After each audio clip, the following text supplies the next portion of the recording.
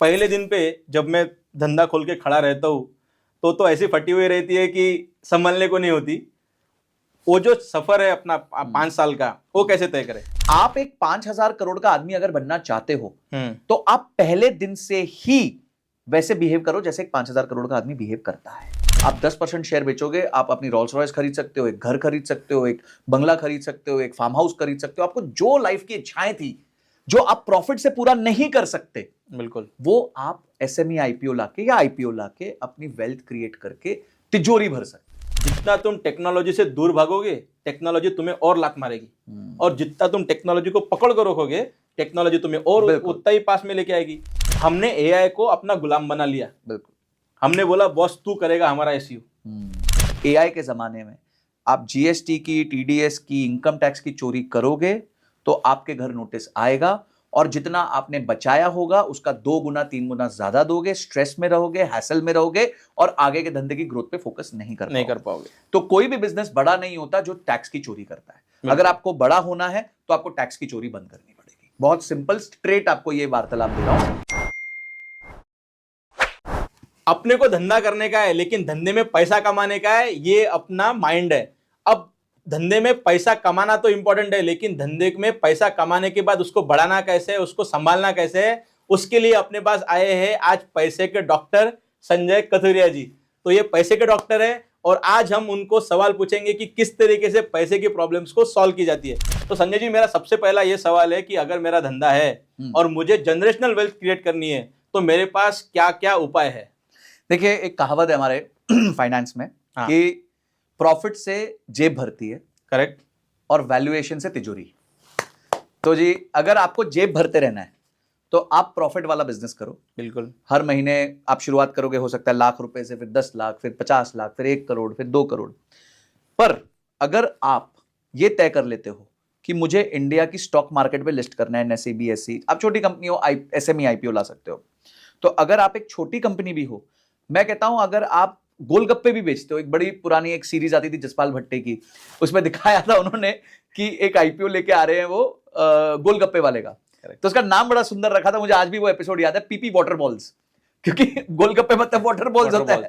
तो आज वो मौका आ गया है। वो एपिसोड हंसी का था, पर आज वो चीज बिक रही है। बिल्कुल। तो आज अगर आप एक वड़ा पाव की दुकान भी लगा के बैठे हो, उसको चेन में बना सकते हो, उसकी स्केलेबिलिटी दिखा सकते हो, उसमें ऑपरेशनल एफिशिएंसी ला सकते हो, तो आपको सिर्फ मुनाफे पे निर्भर करने की जरूरत नहीं है। आज अगर आप स्टॉक मार्केट में जाते हो, आपका मुनाफा साल का 2 करोड़ रुपए है, तो आप 2 करोड़ की कंपनी को वैल्यूएशन के दौर पे करीबन 20 से 30 करोड़ की वैल्यूएशन पे लिस्ट कर सकते हो। परफेक्ट है। उस 30 करोड़ में से 7.5-8 करोड़ आपके कंपनी के अकाउंट में बिना ब्याज के आएगा, बिना कोलैटरल के आएगा, बिना सरदर्द के आएगा। और जब 8 करोड़ आपके कंपनी के अकाउंट में आएगा, तो जो आपका 2 करोड़ का प्रॉफिट है, अगले 3 से 4 साल में आप उसको 5 से 10 करोड़ तक पहुंचा सकते हो। परफेक्ट है। तो ये जो विकल्प आया है, अच्छा, उसमें दूसरी चीज क्या हुई है, आज इंडियन स्टॉक मार्केट में 20,000 करोड़ रुपए महीने की एसआईपी है।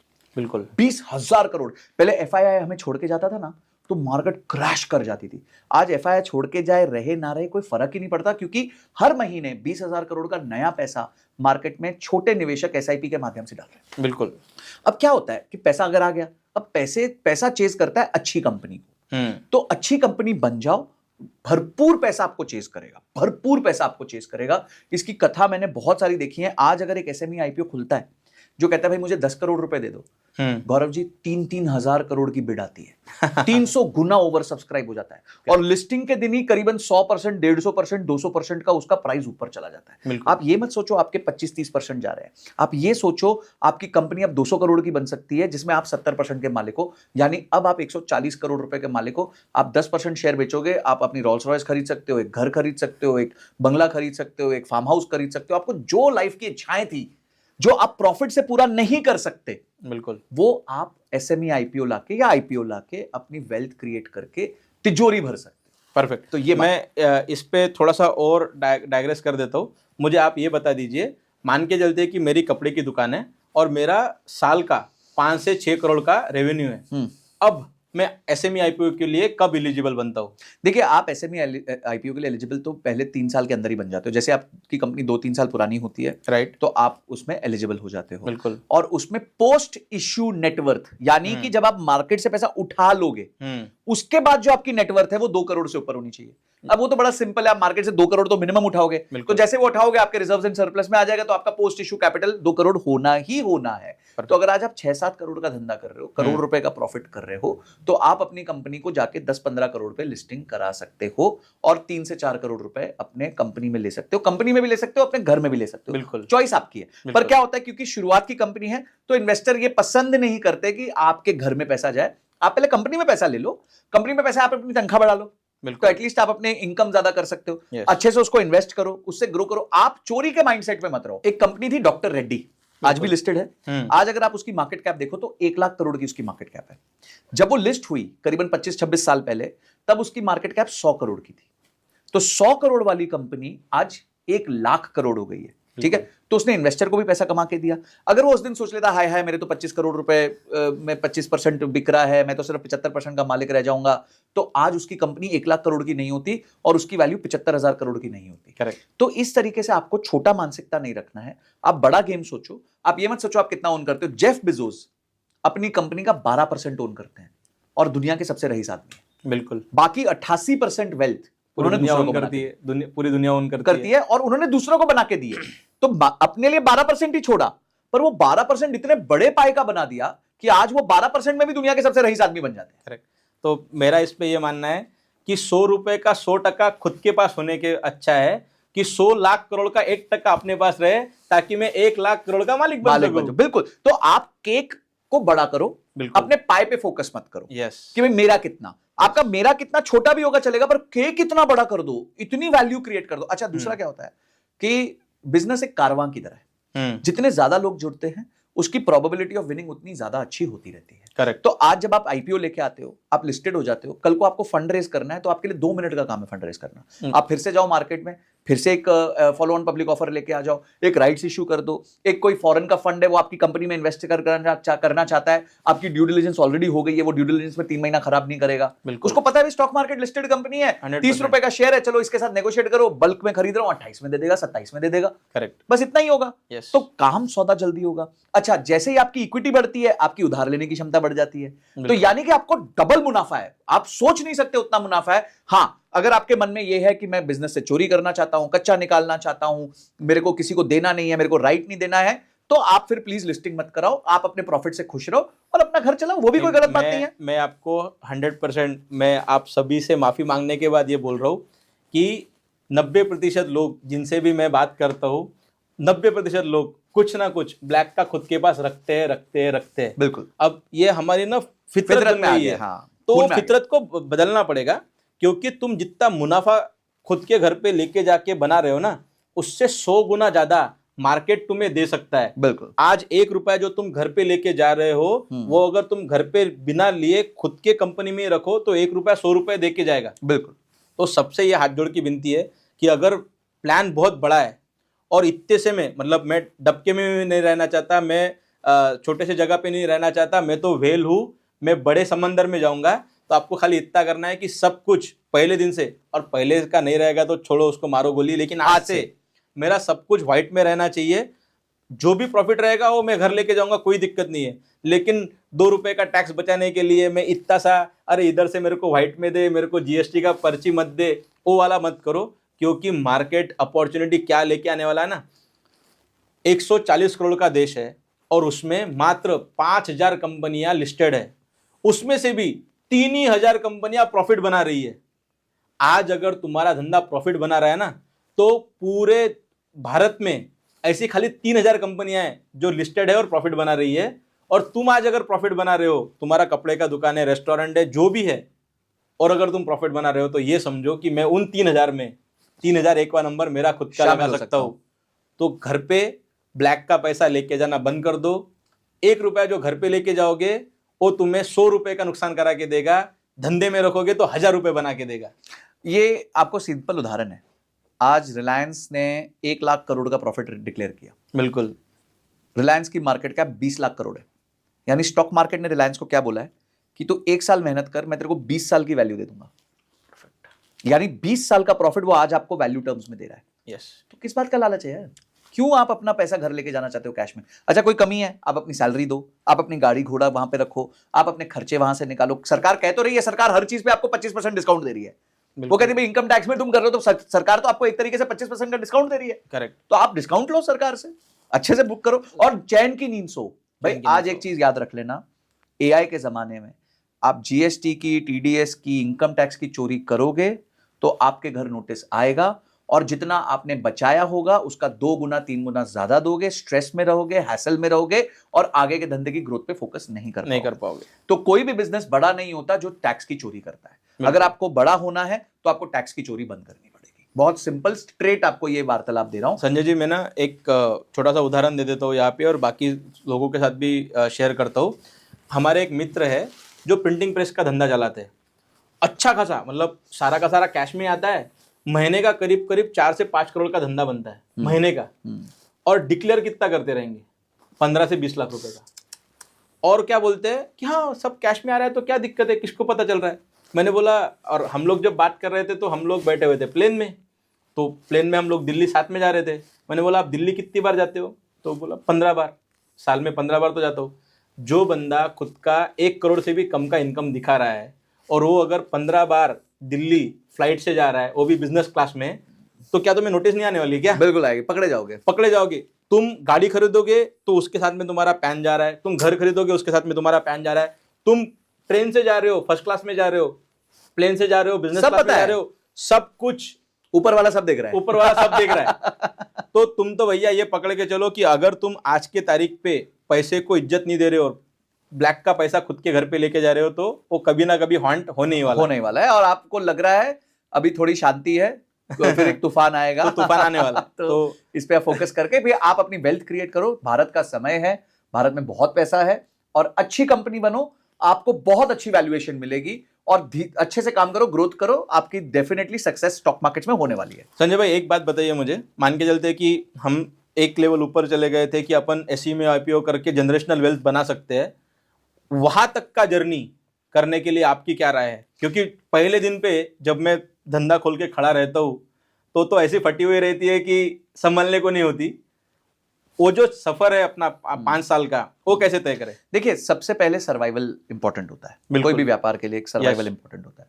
तो हम ये बोलें अगर कोई धंधे का एक व्यवहार उस तरीके से बना हुआ है तो एक आदमी उस व्यवहार को बदल नहीं सकता, पर वो कुछ ऐसी प्रैक्टिसेस ला सकता है या ऐसे प्रोडक्ट में डिफरेंशिएशन ला सकता है जिससे वो व्यवहार को चेंज करने की डायरेक्शन दे सकता है। और सबको अब ये व्यवहार वैसे भी अगले 5-7 साल में चेंज करना ही पड़ेगा, कोई ऑप्शन ही नहीं बचेगा लोगों के पास। दूसरी चीज ये है कि आप एक 5,000 करोड़ का आदमी अगर बनना चाहते हो तो आप पहले दिन से ही वैसे बिहेव करो जैसे एक 5,000 करोड़ का आदमी बिहेव करता है। बिल्कुल, सबसे ज्यादा इंपॉर्टेंट ये है। अगर आज मुझे ऋतिक रोशन जैसी बॉडी चाहिए और मैं बोलूं नहीं यार मैं तो सुबह 9 बजे उठूंगा, 10 बजे उठूंगा, मैं तो यार कार्बोहाइड्रेट्स पागल जैसे खाऊंगा, शाम को डिनर के बाद गुलाब जामुन खाऊंगा, तो I can not make a body like him. तो अगर मुझे उसके जैसी बॉडी चाहिए तो पहले मुझे उसके जैसी मानसिकता चाहिए, फिर मैं उसकी जैसी बॉडी में प्रवेश कर पाऊंगा। तो इसी तरीके से अगर आपको एक 5,000 करोड़ के आदमी बनने की इच्छा है तो आप सर्च करो कि कौन आदमी आज हमारे स्टॉक मार्केट में 5,000 करोड़ का है, उसके व्यवहार को चेक करो, उसके बुक्स को चेक करो, वो किस तरीके से रिपोर्टिंग करता है उसको चेक करो और वैसे ही आज से स्टार्ट कर दो, कोई प्रॉब्लम नहीं है। आप छोटा बिजनेस हो कोई चक्कर नहीं, आपका इशू 5,000 करोड़ का ना, वैसे सोचो। बिल्कुल। तो मेरा मानना यह है कि this is how a journey should begin, but vision आपको क्लियर होना चाहिए और आपका बिहेवियर आपके विजन से मैच करना चाहिए। अगर आपका विजन है कि मैं 5,000 करोड़ का आदमी बनना चाहता हूं और आप ईआरपी नहीं लगा रहे, सिस्टम्स नहीं लगा रहे, अच्छे लोगों को हायर नहीं कर रहे जो आपकी ताकत में है, मैं नहीं कह रहा कि ऐसे लोगों को हायर कर लो जो आपकी ताकत में ही नहीं, मतलब जिनको आप अफोर्ड ही नहीं कर सकते, पर जो आपकी ताकत में है वो करो और दिखो कि भाई मैं 5,000 करोड़ के आदमी की तरह व्यवहार कर रहा हूं, उसकी तरह कपड़े पहनता हूं, उसकी तरह रोज सुबह गल्ले पे आता हूं, टाइमली बेसिस पे ऑफिस आता हूं, डिसीजंस लेता हूं, अपने पूरे काम करता हूं। ये दिखाओ हमारे को, तब आपको पता चल आ जाएगा वो 5,000 करोड़ का बनेगा बंदा, क्यों नहीं बनेगा। संजय भाई आपने एक वर्ड यूज किया ईआरपी, उस पे हम लोग मतलब दिन रात तो वही काम करते हैं और सबसे बड़ा बैरियर भारत में क्या है पता है क्या? हम लोग को ना कलम घिस घिस के इतनी आदत पड़ गई है कि हमें वैसा ही कलम घिसना है। हम लोग माइग्रेट ही नहीं कर पा रहे, मानसिकता से माइग्रेट नहीं कर पा रहे कि हाँ मुझे डिजिटल बनना है डिजिटल बनने के बाद मुझे ट्रैक करना है, जब मैं ट्रैक करूंगा उसके बाद ही तो मेरी प्रोग्रेस चालू होगी। सही कह रहे हो। तो उस मानसिकता के बारे में आप क्या कहना चाहोगे हमारे लोगों के साथ?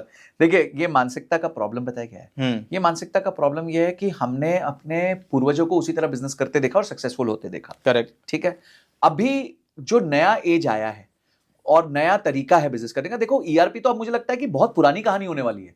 आपका एआई आ चुका है, तो एआई के जमाने में अगर आप अडॉप्ट नहीं करोगे, अब मैं चैट जीपीटी के अपडेट्स देख रहा हूं, वो इंसान की तरह बात कर सकता है। अब आपको कस्टमर सर्विसेज के लोगों की हो सकता है जरूरत ही ना पड़े कुछ समय के बाद। बिल्कुल। बहुत कुछ चेंज होने वाला है इस दुनिया में, और अगर आप इतना ही चेंज नहीं कर पा रहे कि आप एक बेसिक ईआरपी सिस्टम अपने यहां लगा लो, सिस्टम में डेटा देखना चालू कर दो, डेटा ड्रिवन डिसीजंस चालू कर दो कि भाई ये माल यहां पे ज्यादा बिकता है जी, मेरी 4 दुकानें हैं, मेरा सफेद रंग की शर्ट जो है वो कोल्हापुर की दुकान में ज्यादा बिकती है, तो मैं वहां ज्यादा कोल्हापुर में माल खरीदूंगा। ऐसे सिंपल चीजें तो स्टार्ट करो यार। बिल्कुल। और आपका कंप्यूटर आपको खा जाएगा क्या? मतलब कंप्यूटर में ताकत है क्या खाने की? आपको, आप गलती करोगे ना, उससे ज्यादा क्या करोगे? गलत सिस्टम में एंट्री कर दोगे। अरे दिन में 1 घंटा दे दो कि मैं ईआरपी सीखूंगा, समझूंगा, डिसीजन उसी के बेसिस पे लूंगा, और हार्ड डिसीजन पहले अपने आप पे लो, फिर टीम पे लो। टीम को इंप्रूव करने की कोशिश मत करो, पहले अपने आप को इंप्रूव करो। बोलो कि मैं तो चेक साइन ही नहीं कर रहा जब तक ईआरपी से उसका नोट नहीं आता, खत्म। आपकी टीम भी वही करेगी।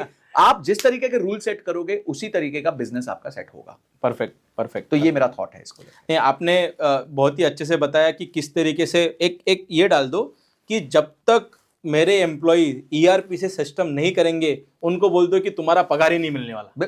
वही मैं टोलगेट डाल दो ना। हाँ, टोलगेट मैंने जैसे बोला चेक नहीं साइन करूंगा मैं। यस। मैं नहीं चेक साइन करता जब तक मेरे को जो इनवॉइस है, जो प्रोसीजर है, जो एसओपी है, वो ईआरपी में होना, उसके बाद मैं चेक साइन करूंगा। Correct, correct. तो ठीक है। यस। जैसे आपने सैलरी की बात बोली, मेरे एक क्लाइंट है, उनके यहाँ ये बहुत प्रॉब्लम आ रही थी, तो हमने क्या किया, हमने एक सिस्टम बनाया वहां पे, बड़ा सिंपल सिस्टम था। आप बोलोगे यार ये तो बच्चों वाला सिस्टम है, कि भाई हमने क्या किया, instead of monitoring the output हमने इनपुट मॉनिटर किया। आपने एक एम्प्लॉय रखा है, आप उस एम्प्लॉय से अपेक्षा करते हो कि वो दिन की 25 कॉल करे, ठीक है? 25 कॉल में उसका इतने घंटे का टॉक टाइम हो, एवरेज टॉक टाइम इतना हो, और hot lead cold, hot cold warm leads को इस तरह से, ये 5 काम है उसके। बिल्कुल। हमने क्या, ये एक चेक बॉक्स है। आपका दिन खत्म हुआ शाम को 7 बजे, आपको 20 कॉल करनी थी, आपने कितनी करी? 15 करी। आपको 3 घंटे बात करनी थी, आपने कितनी देर बात करी? 2.5 घंटे करी। आपको ये करना था, ये क्या? अब इस डेटा के बेसिस पे आपकी अटेंडेंस लगेगी, और इसी डेटा के बेसिस पे आपका रेड ब्लू ग्रीन हो जाएगा। बिल्कुल। तो जो आपको पूरे दिन के बाद ये देखना है या 2 दिन के बाद देखना है, यार ये मेरे 3 एम्प्लॉइज हैं, ये कंटिन्यूअस 3 दिन से रेड चल रहा है, आओ मेरा पता करके, तो आपके डिसीजन मेकिंग इजी हो जाएगी। yes. और उनकी अटेंडेंस, अब उनको पता है कि भाई यार अब अपन बच नहीं सकते, अपने पे शिकंजा कस गया है। अब अपने तो तभी अटेंडेंस लगेगी जब भाई अपन 20 कॉल करेंगे या 15 कॉल करेंगे, बताना पड़ेगा कम क्यों करी। बिल्कुल। तो ये सिस्टम्स आप लगाओ ना, टोलगेट लगाओ। आपको टोलगेट में बिना पैसे के जाने देते हैं क्या? नहीं। तो यहां क्यों जाने दे रहे हो भाई? तो ये सिस्टम लगाने चाहिए मेरे हिसाब से। संजय जी, आपने एक बहुत ही बढ़िया से बात की कि एआई किस तरीके से पूरी की पूरी दुनिया को चेंज कर रहा है। और हमने भी, मतलब मैं पिछले 10 साल से एआई में ही काम कर रहा था, मशीन लर्निंग में काम कर रहा था, तो हम हमेशा इस पे काम कर रहे थे कि हम लोग छोटे बिजनेसेस के लिए एआई को किस तरीके से एनहांस करें ताकि वो हमेशा आगे बढ़ते रहे। तो होता यह है कि आपके जैसे लोग, हमेशा लोग नहीं मिलते कि मुझे आप गाइड करो, गाइडेंस दो। तो हमने एआई का, ईजो का एक एआई बना हुआ है, व्हाट्सएप पे है, हम लोग नंबर भी डाल देंगे। उस पर आपको जो भी पूछना है आपके बिजनेस के बारे में, आप सब कुछ पूछ सकते हो। मुझे अगर रील बनानी है, मेरा रेस्टोरेंट है, मुझे रील बनानी है कि बेस्ट पाव भाजी रेस्टोरेंट इन मुंबई, ऐसा अगर मुझे रील बनाना है, तो रील बनाने के लिए मुझे किस तरीके से शूट करना है, मुझे किस तरीके से स्क्रिप्ट लिखना है, कंटेंट आइडियाज। आप अगर पूछोगे मुझे 100 एआई रील्स के आइडिया दे दो, तो 100 दे देगा। मुझे मेरा प्रॉफिट किस तरीके से बढ़ाना है, वो भी दे देगा। मुझे फुटफॉल किस तरीके से बढ़ाना है, वो भी दे देगा। ऊपर से ऊपर, ये तो हो गया, मतलब बेसिक से हो गया ये जो कि आपका साथी बन गया है, जो आपके साथ चलता रहेगा हमेशा। उसके ऊपर जाके हमने ये बोला कि सबसे बड़ा प्रॉब्लम है फुटफॉल का, कि तुम गूगल पे दिखते ही नहीं हो। सही कह रहे हो आप। कोविड के बाद से पूरी की पूरी दुनिया चेंज होगी। कोविड के पहले आप अगर कहीं पे कपड़े खरीदने के लिए जाते थे या रेस्टोरेंट में जाते थे, तो आप किस तरीके से जाते थे? मेरा एक सेट दुकान है, मेरे 5-6 दुकानें बनी हुई है, मैं वहां पे जाके करूंगा। कोविड ने सारे लोगों के हाथ में ये बोला कि तुम्हें जब भी बाहर पैर रखना है तो सबसे पहले गूगल करो। गूगल का आपको कैंपेन पता है? Look before you leave. Look before you leave, मतलब पहले देखो फिर निकलो। यस। तो अब क्या होता है कि लोगों की मानसिकता बदल गई है बाहर निकलने की। पहले लोग गूगल पे जाते हैं, गूगल पे जाने के बाद सबसे पहले ये देखते हैं कि बेस्ट रेस्टोरेंट में अगर मैंने डाला तो ऊपर 3 ही आने वाले हैं, आजू बाजू के एरिया में 300 है। अब 300 लोग ये बोल रहे हैं, आके कंप्लेंट कर रहे हैं कि मेरी कंपटीशन बढ़ गई। कंपटीशन क्यों बढ़ गई? कंपटीशन बड़ी नहीं है, तुम्हारा मार्केट साइज एक्सपांड हो गया, लेकिन सारा का सारा माल कुछ लोग ही लेके जा रहे हैं, लोग आ गए जो गूगल पे दिख रहे हैं। सही कह रहे हो। अब गूगल पे दिखने के लिए लोगों को पता नहीं है कि एसईओ कैसे करना है। हमने एआई को अपना गुलाम बना लिया। बिल्कुल। हमने बोला बॉस तू करेगा हमारा एसईओ, तुम खाली एक बार गूगल को कनेक्ट कर दो इजो के साथ और छोड़ दो, वो तुम्हें पूरा का पूरा स्कोर कार्ड निकाल के दे देगा। सही कह रहे हो। तुम्हारा 100 में से कितने मार्क है, डायग्नोस्टिक कर दिया। डायग्नोस्टिक कर दिया, तुम्हारे 100 में से कितने मार्क है। अब अगर तुम्हारे 50 से भी कम मार्क है तो भैया तुम तो किसी दुनिया को दिख ही नहीं रहे हो, नहीं दिख रहे हो। आजू बाजू के 1000 लोग तुम्हें ढूंढना चाहते हैं, लेकिन तुम उसको दिख ही नहीं रहे हो। फिर तुम्हें बताएगा कि तुम में 50 ही क्यों मार्क मिले, मतलब तुम फेल क्यों हो गए। तो सब बता देगा कि तुम्हारे फोटोज कैसे करना है, तुम्हारे फोटोज नहीं है, तुम्हारे रिव्यूज नहीं है, तुम्हारा डिस्क्रिप्शन गलत है। अब ये होने के बाद मान के चलते कि तुमने बोला कि चलो मैं खड़ा हो गया वो भी, अब बताओ मेरे को, मैंने सबका सब तो क्लियर कर दिया। अब तुम्हारे पास रिव्यू आना चालू हो जाएंगे, दिखने लगोगे तो एआई तुम्हारे बिहाफ पे रिव्यू का रिप्लाई भी देना चालू कर देगा ऑटोमेटिकली, कुछ करने की जरूरत नहीं है। संजय भाई ने इजो को अगर रिप्लाई दिया है कि यार फैंटास्टिक कंपनी, तो तुरंत नीचे लिख के आएगा, संजय भाई thank you so much for doing business with us, आप बाद में भी आना, ये हमारा फोन नंबर है अगर कुछ लगे तो। संजय भाई ने 2 उठ के गाली दे दी कि अरे तुम्हारे सिस्टम में ये कमियां है, मेरे वाइफ को ये नहीं मिला, मेरे बच्चे को ये नहीं मिला, मुझे ये नहीं मिला।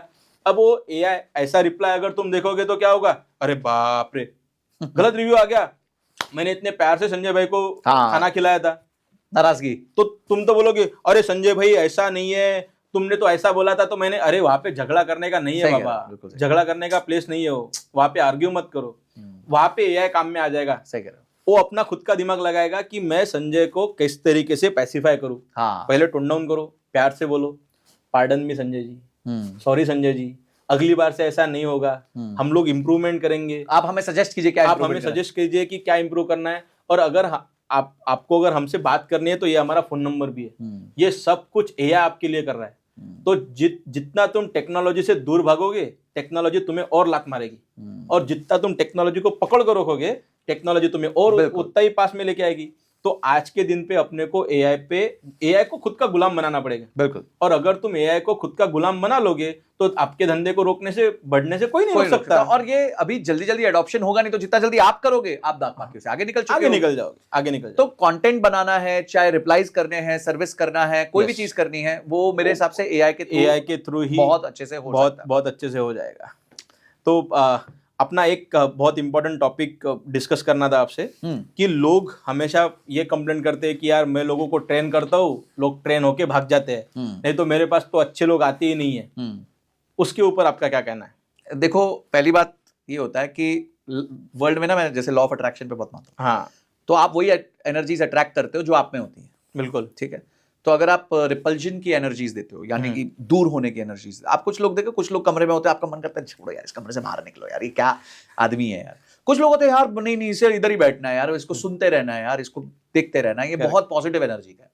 तो पहले तो आप अपनी एनर्जीज को ठीक करो। हर जन को संशय और शक से मत देखो आप, ठीक है, कि भाई ये तो मेरे को लूटने ही आया, ये तो मेरे को खराब करने ही आया, ये मेरे को प्रॉब्लम देने आया। दूसरी बात है, आप प्रेपरेशन पे ज्यादा फोकस करो। एक बार डिसीजन ले लो तो उसके बाद आप उसके साथ फिर सहयोग करो उसका। देखो, अमेज़न में मेरे एक फ्रेंड थे, वो सीएचआरओ थे अमेज़न के। तो मैंने उनसे पूछा कि आप लोग की हायरिंग प्रोसेस क्या है। बोलते हैं हमारे यहाँ ना कचरा नहीं आ सकता। मैं थोड़ा इसको डबल क्लिक करो भाई कि हमारे यहाँ कचरा नहीं आ सकता का मतलब क्या है। बोला हमारा इंटरव्यू का जो प्रोसेस है वो इतना स्ट्रिंजेंट है कि कचरा नहीं आ सकता। और बोलता है by chance 1 out of 100 times या 1 out of 1000 टाइम्स कचरा आ गया तो वो 3 महीने में निकल जाएगा, क्योंकि कल्चर ऐसा है, हाई परफॉर्मेंस कल्चर है, हाई परफॉर्मेंस कल्चर है। ठीक है, तो दोनों चीजें आप भी लाओ, आप छोटे स्केल पे ले आओ भाई। अगर एक व्यक्ति को हायर कर रहे हो तो डेस्परेट क्यों हो रहे हो? A bad hiring is more painful than a non hiring. बिल्कुल, a bad hiring is more painful than a non hiring. इससे अच्छा आदमी अपने पास सिस्टम में ना हो, उससे मतलब उससे ज्यादा प्रॉब्लम है कि गलत आदमी सिस्टम में हो जाए। तो सिस्टम में गलत आदमी ना आए, वो आपकी जवाबदारी है। आप पहले तो आदमी चाहिए क्या, आपके वो हाँ तुम बिल्कुल वैसी हो जैसा मैंने सोचा था, चांद सी महबूबा होगी मेरी, बस ऐसा मैंने सोचा। तो वो चांद सी महबूबा को डिफाइन करो ना, कि भाई मेरे को एक व्यक्ति चाहिए, वो ऐसा चाहिए। ठीक है, मुझे इस तरीके का उसका एजुकेशन चाहिए, इतने साल का एक्सपीरियंस चाहिए, ये उसका काम होगा, ये उसके आने से ये सुधार होना चाहिए।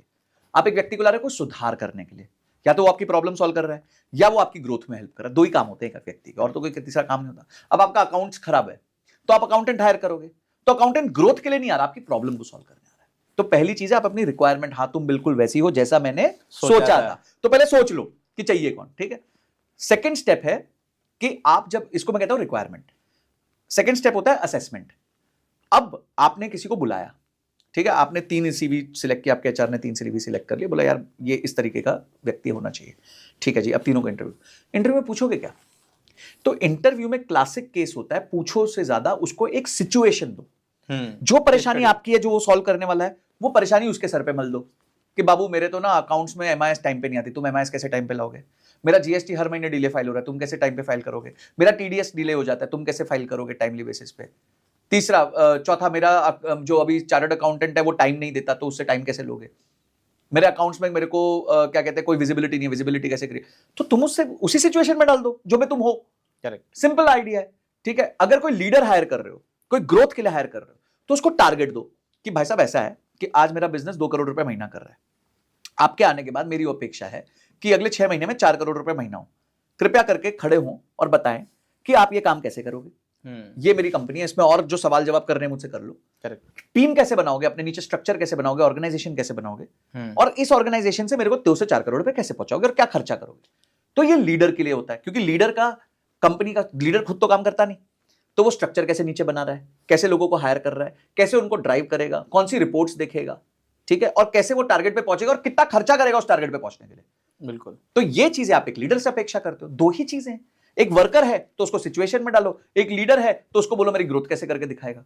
बिल्कुल। तो ये 2 हो गया, असेसमेंट हो गया। थर्ड हो गया कम्युनिकेशन। कम्युनिकेशन का मतलब हो गया कि जो आपकी अपेक्षा है लिखित में आपके सिग्नेचर और उसके सिग्नेचर के साथ होना चाहिए कि भाई मेरे को 3 महीने में ये, 6 महीने में ये, 12 महीने में ये अपेक्षा है तेरे से। आप दोनों सेम पेज पे आ गए, क्योंकि हमारे यहां ना एक कहावत है, वर्बल इज शिट। मतलब अगर आपने किसी को बोला है, आप भी धंधा कर रहे हो, बहुत लोग आपके साथ काम करते हैं, बोलने वाली चीजें 80% याद नहीं रही, भूल गया। बिल्कुल। आपने ये बोला, मैंने ये समझा, मैंने ये किया, आपको समझ नहीं आ रहा, तो यही चलता रहता है। फिर क्या होता है, सेठ सर पकड़, छोड़ बे मैं ही कर लेता हूं। तो क्या होता है, एम्प्लॉई, सेठ तो एम्प्लॉय से काम नहीं कराना सीखा, एम्प्लॉय ने सेठ से काम कराना सीख लिया। 100%। ठीक है, कि सेठ बोलता ठीक है यार, तू तो कर नहीं पा रहा, तू साइड हो यार। बोला ठीक है सर, मैं साइड होता हूं, मैं जरा अपना रील्स देखता हूं। रील्स देख लो। आप जो है आप काम पे लगो, आप काम पे लगो। ठीक है। तो पॉइंट है वो आपसे सीख गया, तो आप कम्युनिकेट करो कि भाई मेरे को तेरे से ये अपेक्षा है, clear, return, signature. Evaluation, last में उसके साथ इवैल्यूएशन करो हर क्वार्टर में, शुरू में। जितना आप उसको क्लोजली अपने साथ बाइंड करके चलोगे शुरू में, उतना फिर धीरे धीरे आप उसको छोड़ सकते हो, उसको आदत पड़ जाएगी आपकी। बिल्कुल। एक चीज याद रखना, तैयार माल नहीं मिलेगा और माल तैयार होके छोड़ेगा। करेक्ट। 2 चीजें, तैयार माल नहीं मिलेगा और माल तैयार होने के बाद छोड़ेगा भी आपको। दुख नहीं मनाना, उसको प्यार देना, कोशिश करना वो रिटेन हो जाए। पर अगर नहीं रिटेन होता तो कोई बैर नहीं है, 100 में से 10 में से 7 लोग आपको, 3 लोग छोड़ के जाएंगे, 6-7 लोग आपके साथ रुकेंगे, 3-4 लोग छोड़ के चले जाएंगे। ये नियम है। करेक्ट। आगे बढ़ो और ट्रेनिंग करो, आपका ये धर्म है, काम है, क्योंकि आपके जो रिटर्न्स हैं उसके रिटर्न से 100x ज्यादा है। अगर उसकी तनख्वाह 20,000 है तो आपकी प्रॉफिट 20 लाख है। बिल्कुल। तो आप उस बात पर हाय रो मत कि यार मेरा 20,000 वाला आदमी छोड़ के चला गया। आप अपने 20 लाख पे फोकस करो और उस 20 लाख को प्रोटेक्ट करने के लिए, ग्रो करने के लिए जितना आपका मन मर्जी, जितने लोगों को लाना पड़े ला। करेक्ट। हाँ, जब वो जा रहा है तो उसका एक प्रोसेस बना दो कि वो हैंडओवर करके जाएगा, आपको नॉलेज ट्रांसफर करके जाएगा। आप उसके साथ बैर मत करो, अच्छे से छोड़ो। तो क्या होता है कि आप एक लॉन्ग टर्म रिलेशनशिप उसके साथ रख सकते हो, कल को वो आपके लिए वापस हेल्प करने आ सकता है। तो बहुत सारे फायदे हो जाते हैं जब आप एक अच्छा रिलेशन रखते हो। करेक्ट। तो पैसे के डॉक्टर ने आपको बता दिया है कि पैसा कैसे मैनेज करना चाहिए, पैसे कैसा कमाना चाहिए, कैसे कंजर्व करना चाहिए, कैसे इन्वेस्ट करना चाहिए, और एसएमई आईपीओ के लिए अगर हमें जाना है तो किस तरीके का माइंडसेट और किस तरीके के प्रिपरेशन हमारे पास होनी चाहिए। और प्रॉफिट से हमारे खाली जेब भर सकता है, लेकिन एसएमई लिस्टिंग से हमारी तिजोरियां भी भर सकती है। ये जबरदस्त सेंटेंस था उनका, तो हम लोग उनके लिए शुक्रगुजार है कि उन्होंने इतना सारा नॉलेज हमें दिया है। संजय जी को हम लोग हमेशा बुलाते रहेंगे और उनसे ऐसा ही मार्गदर्शन करते रहेंगे। तब तक आप हमें सब्सक्राइब कर दो और अगले वीडियो के लिए बाद में मिलते हैं। धन्यवाद।